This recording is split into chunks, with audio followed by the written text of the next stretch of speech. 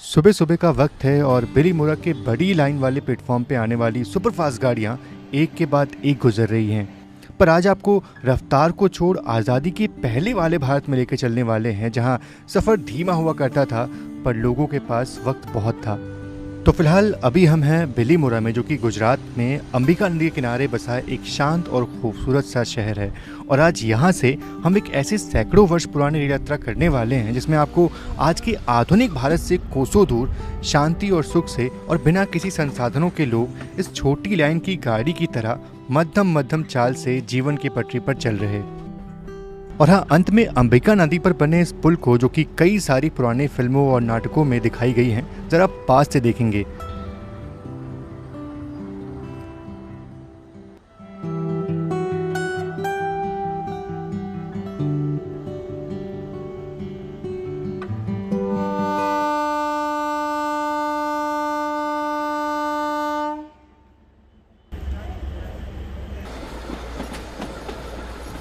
तो अभी जो मुंबई सूरत ब्रॉड गेज की मेन लाइन है वो हमसे अलग हो रही है। इस ट्रेन के बारे में बहुत सारी बातें करने को है और अपना एक्सपीरियंस शेयर करना है, तो जैसे जैसे हम आगे बढ़ेंगे सारी बातें आपसे शेयर करते चलेंगे। मेरा तो अलग ही लगाव है इन छोटी लाइन्स की गाड़ियों से, मानो सीट पे बैठते ही पुराने भारत की झलकियाँ मेरे आंखों के सामने दिखने लगती हैं।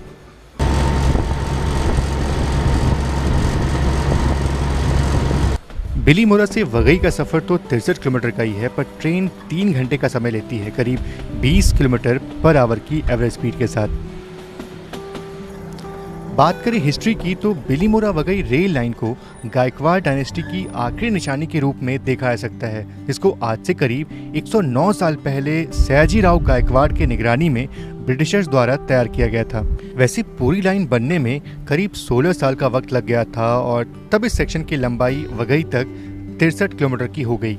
और आगे बढ़े उससे पहले याद है कि अपने बचपन में वो मोटे गत्ते वाले टिकट मिला करते थे, वो आज भी छोटी ट्रेन में मिल जाते हैं, जिसे देखकर मैं बहुत खुश हुआ और अब मैं इसे बहुत ही संभाल के रखने वाला हूँ। Thank you sir.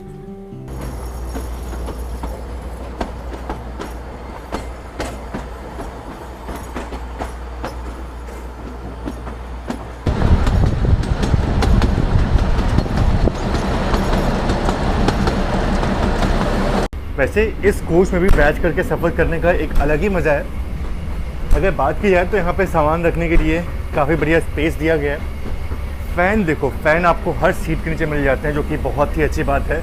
और धीमी रफ्तार में भी डोलते इन कोचेज़ में सफ़र करने पे पता चलता है कि वाकई किसी छोटी लाइन की गाड़ी में सफ़र हो रहा है।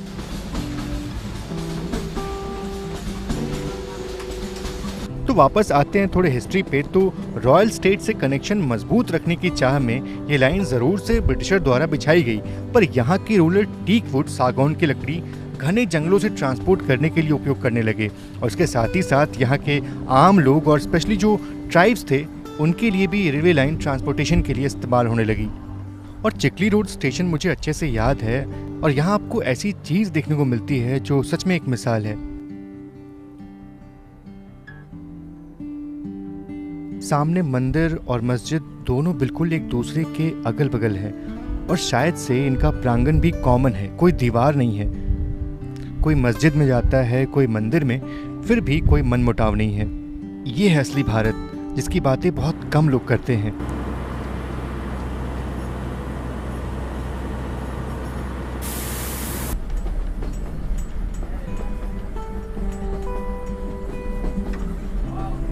पता है, 24 साल तक इस रूट पे स्टीम इंजन का उपयोग होता रहा और 1937 में इसको डीजल इंजन से रिप्लेस कर दिया गया। और तब इस्तेमाल होने वाला स्टीम इंजन आज भी आपको Churchgate heritage gallery Mumbai में देखने को मिल जाएगा। आज़ादी के बाद GBSR यानी कि गायकवाड़ बड़ौदा स्टेट रेलवे को वेस्टर्न रेलवेज में मर्ज कर दिया गया। और ये हैं वो पुराने वुडन स्लीपर जो पहले इस्तेमाल हुआ करते थे। आज इन वुडन स्लीपर्स की जगह आयरन और कंक्रीट के स्लीपर इस्तेमाल होते हैं।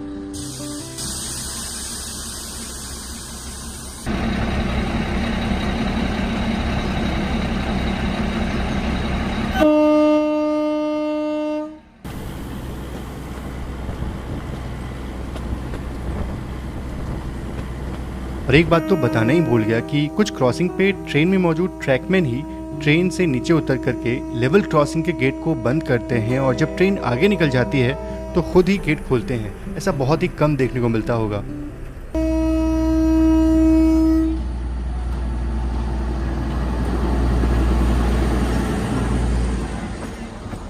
और जैसे जैसे हम आगे बढ़ रहे हैं पेड़ और घने होते जा रहे हैं और चारों तरफ हरियाली बढ़ती जा रही है।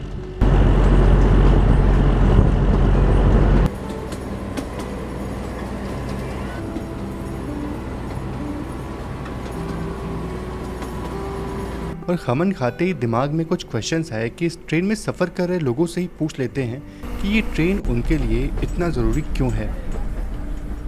हाँ, तो जब हम घर से निकलते हैं धंधा पे और इसी में बैठ के धंधा करने के लिए जाते हैं। वाड़ी में चीकू पाड़ने के लिए, कोई बढ़िया काम करने के लिए जाते हैं। इसी में ऐसे में बैठ के जाते हैं। अच्छा अच्छा, तो कितना टिकट लगता है?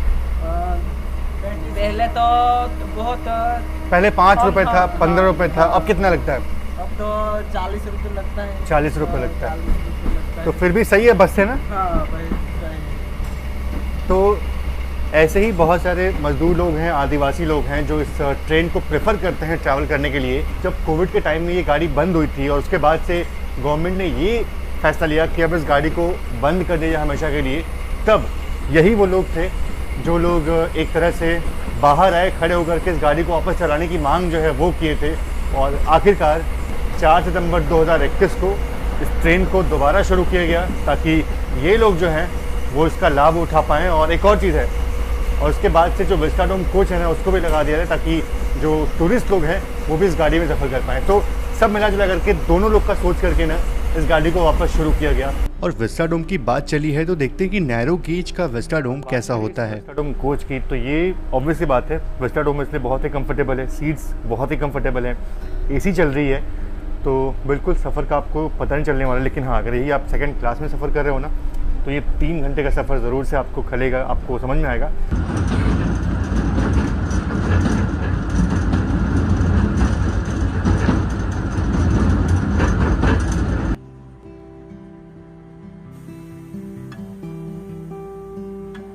मुझे लगा कोई स्टेशन जो है वो आ गया, पर स्टेशन नहीं आया।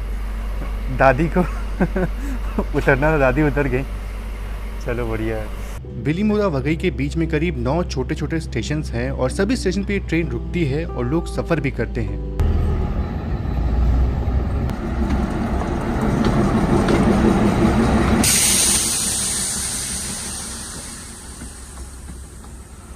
वैसे 11 दिसंबर 2020 में वेस्टर्न रेलवेज ये रूट और अन्य 11 रेल रूट को हमेशा के लिए बंद करने जा रही थी क्योंकि इन रूट पे उनको उतना रेवेन्यू नहीं मिलता था और इनको ऑपरेट करने का जो कॉस्ट था वो भी बहुत ज़्यादा था।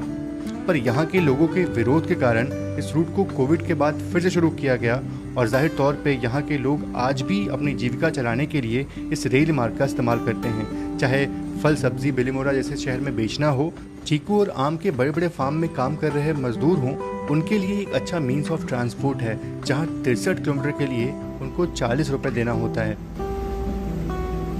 और मुझे पता नहीं ये बिना ग्रिल्स वाली खिड़कियाँ जिसमें कोई ऑब्स्टिकल नहीं होता बड़ी अच्छी लगती हैं।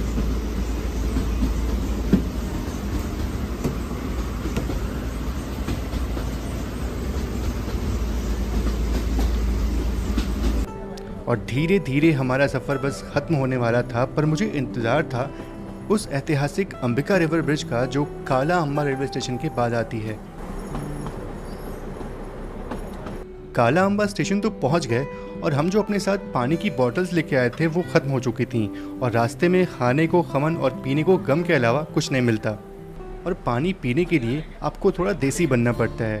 जल्दी से एक बॉटल भरी, फिर दूसरी, तीसरी भी भरनी थी, पर लोको पायलट साहब ने बोला कि सफ़र बस ख़त्म होने वाला है और वघई में सब मिल जाता है।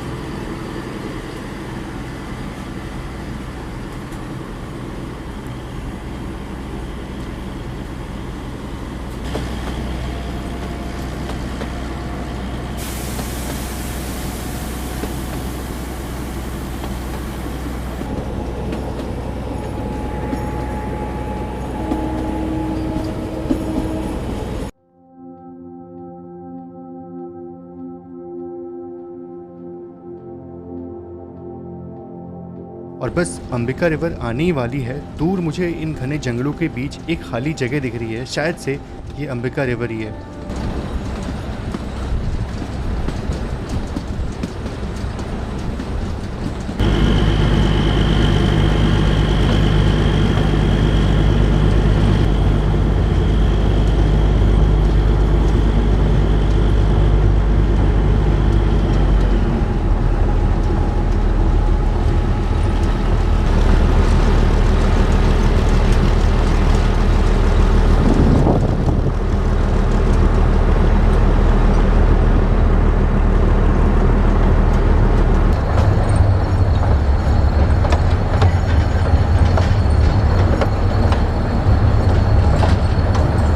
तो फिलहाल अभी हम उतर चुके हैं डूंगरडा स्टेशन पे। ये एक छोटा सा गांव है और यहाँ पे उतरने का सिर्फ एक मकसद था कि यहाँ से कुछ अच्छे शॉट जो है वो लेने थे। अंबिका रिवर जस्ट बगल में हमारे, और यहाँ कुछ दोस्त लोग मिल गए जो लोग हमें गाइड करेंगे यहाँ पे।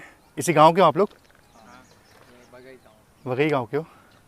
तो यहाँ से पहले पैदल जाना पड़ेगा हमें 1 किलोमीटर, उसके बाद से हाईवे आएगा। हाईवे फिर हम लोग लिफ्ट लेकर के जाएंगे वघई। पर यहाँ से अंबिका रिवर का जो सीन है ना वो बहुत ही ज़्यादा बढ़िया आता है, इसलिए यहाँ पे उतर गए हम। ये देख के मैं सदमे में था, पर फिर भाई ने बताया कि कोई और रास्ता ना होने कारण से लोग ऐसा ही करते हैं। तो ब्रिज की सुविधा नहीं है ना, इसलिए। जो भी हो, ये बहुत ही डेंजरस है। मैंने सोचा कि मैं भी चल के देख लेता हूँ, फिर याद आया कि नहीं, ये तो गलत है और मैं आप सभी से भी ऐसा ना करने को कहूँगा, और चुपचाप फिर से नीचे उतर करके नदी की तरफ चल पड़ा।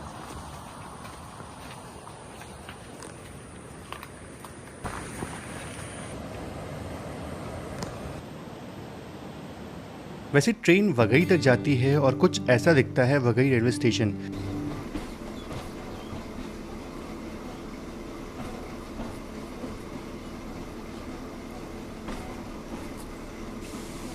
जहां करीब 1.5 घंटे बाद ट्रेन वापस से बेलीमोरा की तरफ चलने को तैयार हो जाती है।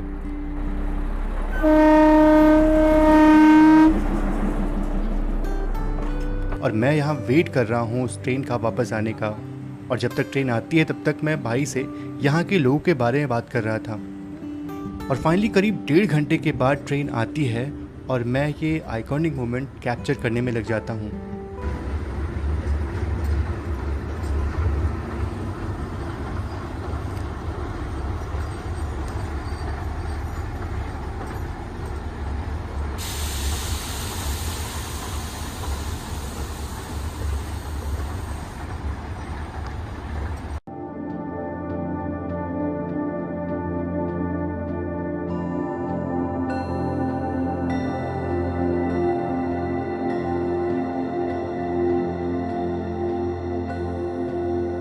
तो आज के इस वीडियो में इतना ही। आशा करता हूँ कि इस छोटी लाइन पे इस छोटे सफर को आप सभी ने एंजॉय किया होगा। इन्हीं छोटी पर उम्र भर याद रहने वाली यादों के साथ इस वीडियो को यहीं खत्म करते हैं। मिलते हैं जल्दी ही, तब तक आप सभी का बहुत बहुत धन्यवाद।